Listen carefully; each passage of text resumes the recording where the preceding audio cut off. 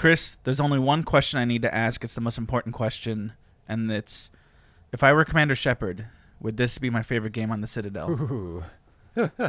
What game is that, James? Mass Effect Andromeda. We've been playing it. More specifically, you've been playing it because you have EA access. I think maybe you and like 3 other people have that, which means 4 people in total have played this game. Is something like a 10-hour free trial? Is that what it was? Yeah, 10-hour free trial if you have Origin or EA access. Okay, so which means, to be upfront, we've not beaten this game. We've only played very early material, a few hours worth, maybe 4 or 5. Yeah, so this is really more of an initial impressions than a full review. Right. Because a Mass Effect game, you can't, even in 10 hours, you're not going to get a good feel for it. Yeah, it takes some time to really warm up to Mass Effect. I mean, I found that to be true of Mass Effect 2. Mass Effect 2 is one of my favorite games of all time, but I remember before I was a Mass Effect fan and I was just trying out Mass Effect, I started playing Mass Effect 2, and I remember quitting after a couple of hours because it was just so bland to me and disinteresting, and I was not at all sold on the idea. And then a year later, I had to be talked back into playing Mass Effect 2. And then I pushed through the first few hours, and then I fell in love with it. So, basically, take with a grain of salt early impressions, right? We're going to be honest about what we think, but at the same time, you have to know that there might be more out there when we, when we get farther into the game. So, Chris, what's the pitch here? What's your impressions in a nutshell? All right, so far, great environments, absolutely beautiful, cool music. The gunplay is pretty fun. So there's some of the problems that you run into with third-person combat, where you kind of get stuck in places you're not trying to go. But that seems to be more just a thing with third-person combat. Because, that happens in The Witcher, it happens in Assassin's Creed. It's just kind of the way it goes. Other than that, some of the facial animations are... glorious. Yeah. I think that's the word you're looking for. Glorious. Memes waiting to happen. This has been a thing, right? Everybody's talking about this. Polygon, I believe, was making a big deal out of this. Yeah, I was all over the internet and all the forums already. Some of these faces are just dead. Some of them are nightmare fuel. I remember we watched a video of when one of the characters is talking to the main writer character, and she like something bad has happened. Yeah, something really bad has happened. Something spoiler has happened. And her eyes just flicker strangely to the left. And then you look at Ryder's face, who's supposed to be feeling really bad about this situation, and she's just smirking. Like, oh, yeah. Yeah, that's cool. Yeah, that's cool, bro. So, by the way, that's a warning to people who might be going out on the internet to find early impressions. Just know that the first few hours of the game have a ton of spoilers. And so you don't know if some of these outlets will be as careful as others. So just be careful yourself if you don't want spoilers. Let's talk about this a bit more category. Let's start with graphics. So in graphics, let's talk about 2 things: the environments, the graphics you see all around the character, and then we'll talk about the characters themselves. So the environments are absolutely beautiful. Yeah, I could tell that. Beautiful. Yeah, I was watching you play. There's rich colors. So you can have sharp-looking graphics, and that's its own kind of beauty, but having rich colors nowadays is really impressing me. That's what really impressed me about Horizon Zero Dawn, was the really rich palette of colors. And Mass Effect Andromeda has that same richness to it. You see really rich oranges against blues and greens, and nothing's ever monochromatic or... yeah, it's very colorful. Yeah, there's always these stark contrasts that are quite nice to look at, quite eye-pleasing. A lot of eye candy in the environments. Even the place that, again, no spoilers, but would be like the equivalent of going around the Citadel. I remember in the Mass Effect trilogy, the Citadel was nice, but it was all blues, right? Yeah, blues and all the grays. time. Whereas this other place certainly had its own blues, grays, and silvers, but there was just the coloring was better, period, I thought.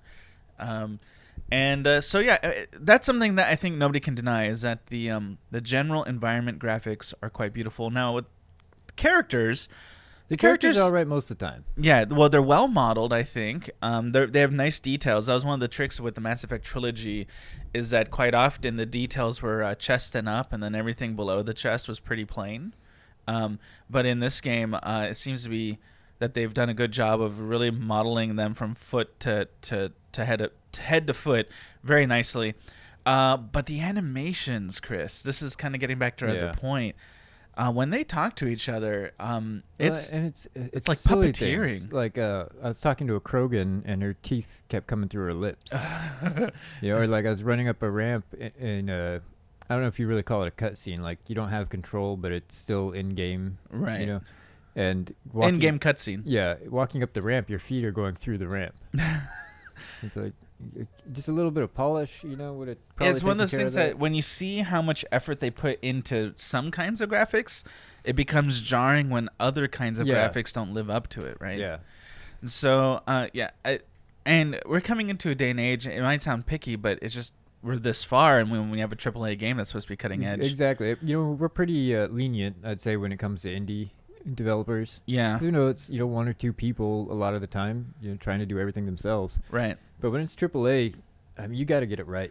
You Yeah. can't make those little mistakes like that. Come on. And when it's supposed to be a game that's not only narrative driven but character driven, those facial animations need to be on point. I know if you go back and you look at the Mass Effect trilogy, they're probably laughable animations, but they were good for their time. Yeah. Each one of those games was good for its time. There were still some derpy moments, though. Well, yeah, but those were more like accidental glitches, not overall quality problems. Yeah, not overall, but there was the occasional time when... Like a head spinning all the way around in a 360. That part was pretty awesome. I saw that once. It freaked me the hell out.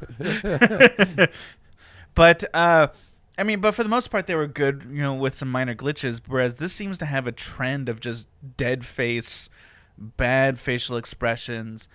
And it's the kind of thing that when the graphics are so good in other ways, it emphasizes this lack of quality over here, right? Does that make sense, Chris? Yeah.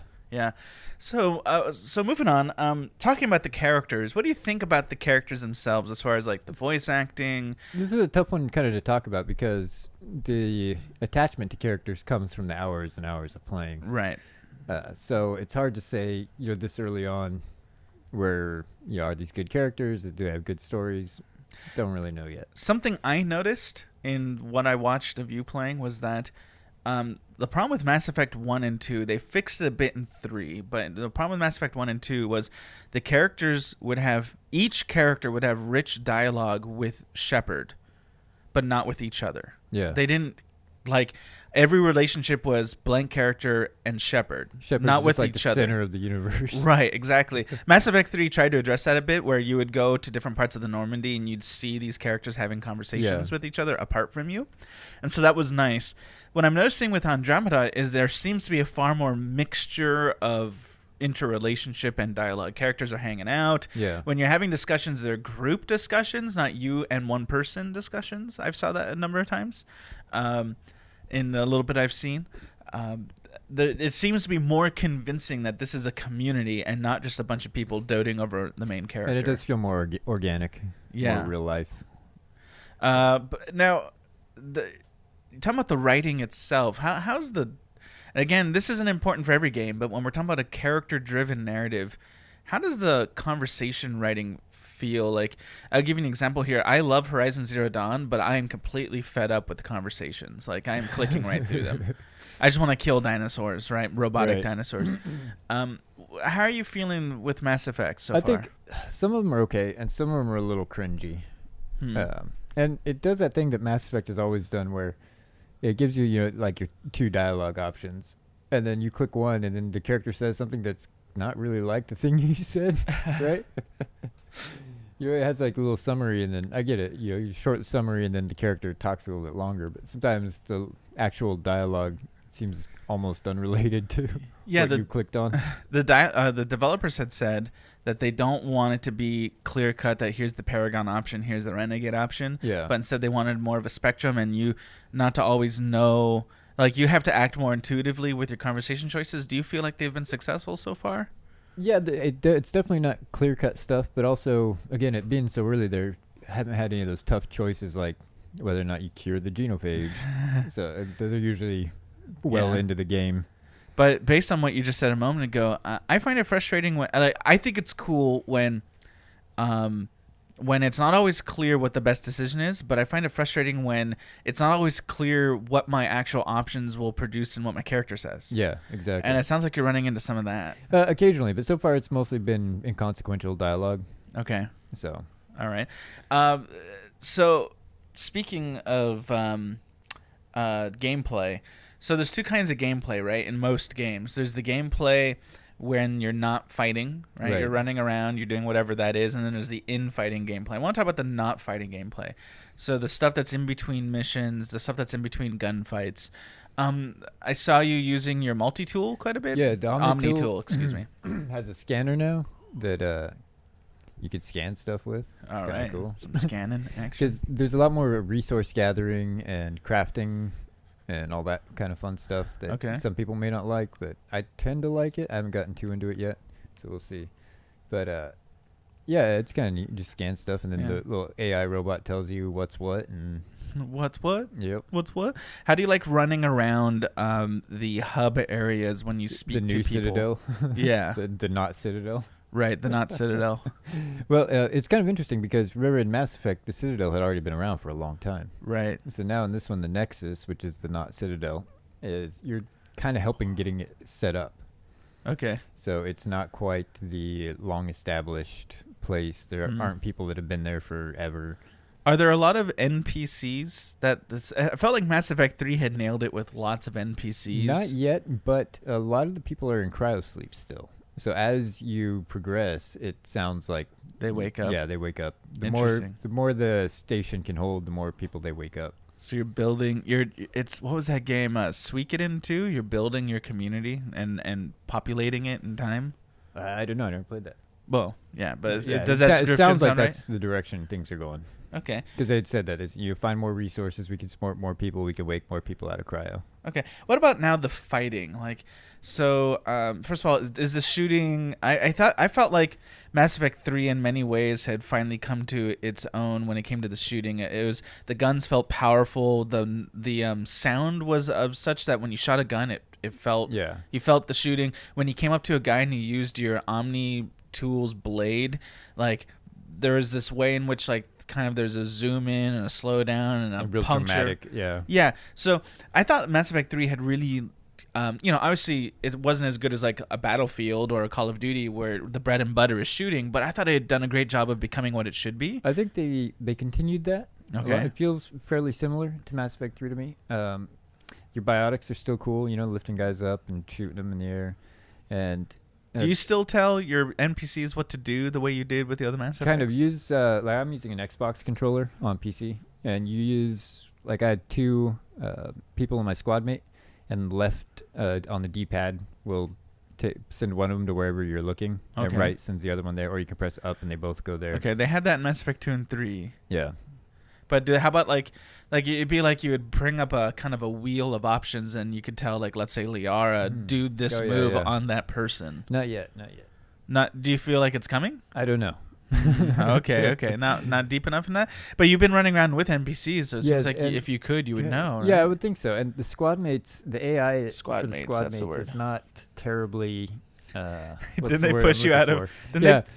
So they have the cover system, right? Yeah. And I've ducked behind cover, and one of my squad mates comes to duck behind the same cover and pushes me out of it and into the fire. I was joking with you that they should have covered that up by adding dialogue to those accents. So he's like, "Hey, you handle this." Yeah. Or "Good luck, buddy," or something like that. I've seen times where they're like walking into walls. I saw one video where they were standing on a desk. Oh, jeez. Like, what are you doing? Come on. I'm just having a good time. Yeah. I'm just having a good time. So it's that kind of party, huh? Okay. Welcome to space. I figured to sort of close this out, we should talk about the general impressions getting put out today by major outlets. Seems like it's mixed to negative. Yeah, it's fairly mixed around. I think people are saying a lot of the same things we have. And I think part of that is it's early and full reviews aren't out, so it's kind of just reviews on the first 10 hours. Right. And a game like this really needs time to develop. Well, I hope that's true, but when outlets are super excited about a game, you can tell they're bubbling under their can't say anything. They're like, "Hey, we can't say anything, but wink, wink," right? Yeah. Go out and buy it. A lot of the reviews so far on this kind of have been more like wink, wink. don't buy it. Yeah. It kind of sounds like that, wouldn't you say? Well, I think part of the problem is there was just so much hype, right? Yeah, it could have lived up to its own hype. Yeah. I mean, being Mass Effect 4 after such a great trilogy. And after so long, it's been years. Yeah. 4 years, 5 years. I think the thing about Mass Effect is it was never technically the best, right? Right. And I can totally forgive all the technical faults if they nail the character-driven narrative. Right. That's what they need to nail.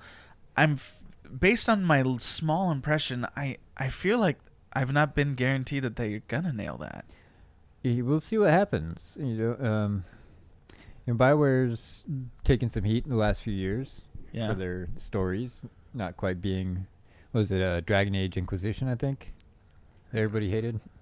Well, a lot of people loved the mission structure of it, but I think the story fell flat for a lot of people. And then, of course, the Mass Effect 3 ending debacle. Yeah, and it must be mentioned, though, that the people, I mean, I didn't have a problem with the Mass Effect 3 ending, but... the original ending with no DLC?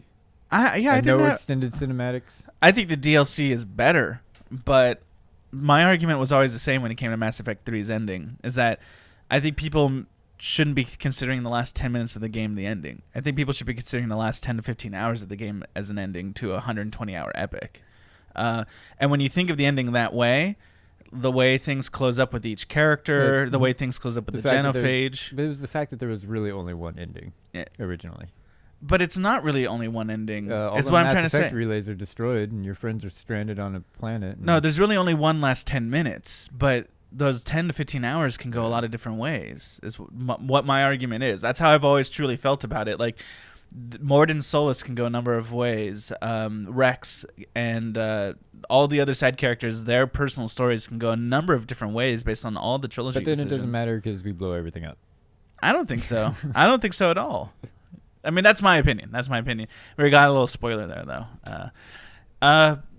So what I was going to say is, let's say you're like me and you like the trilogy storytelling. It needs to be noted that those authors did not author this game. Yeah, it's all new people. Yeah, all new people are developing this. And in fact, a lot of the most important minds behind the trilogy left the company after the Mass Effect 3 debacle, which I find to be probably the greatest sin of that situation. People getting pushed out of their jobs just because of fur, right? But anyway, so I guess we'll close this out. I think our impressions are mixed with a little bit of hope. Would you say that, Chris? Yeah, I think that's a fair. Like, we're trying to give it a chance, and we want it to be good. Yeah. There are a few stumbles here and there, but we will trudge on and. Yeah, I think once we've both played it to an acceptable depth, we'll probably come back and do a follow-up video. So, okay, well, if you like this video, please like, subscribe, and share. I encourage you, if you're a Mass Effect fan, check it out for yourself. If you're just wondering, maybe wait it's for... free trial if you have EA Access or Origin. So oh, yeah. So free is always good, right? And if you would, please give us a share and check out all of our information down in the description, and you have a great day.